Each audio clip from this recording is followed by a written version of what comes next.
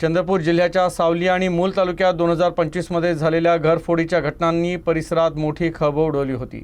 या प्रकरणाचा तपास करताना चंद्रपूर स्थानिक गुन्हे शाखेच्या पथकाला मोठं यश मिळालं आहे। या प्रकरणी चंद्रपुरातील कुख्यात शेट्टी गँगचा म्होरक्या रमेश शेट्टी याला अटक करण्यात आली।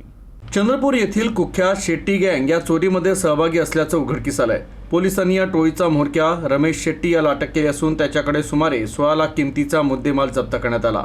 सावली आणि मूल भागात घडलेल्या घरफोड्यांच्या पार्श्वभूमीवर स्थानिक गुन्हे शाखेने समांतर तपास सुरू केला होता।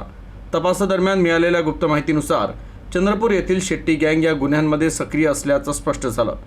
त्यानुसार पोलिसांनी सापळा रचून टोळीचा प्रमुख रमेश शेट्टी याला ताब्यात घेतलं। आरोपी रमेश शेट्टी याची सखोल चौकशी केली असता त्यांना सावली आणि मूल इथं 2 घरफोड्या केल्याची कबुली दिली। चोरी केलेले सोन्या चांदीचे दागिने त्यांना विविध सराफांना विकल्याचंही समोर आलं। पोलिसांनी तत्काळ कारवाई करत संबंधित सराफा व्यावसायिकांकडून 112 ग्रॅम वजनाचे सोन्या चांदीचे दागिने जप्त केले। मुद्देमालाची एकूण किंमत सुमारे 16 लाख रुपये आहे।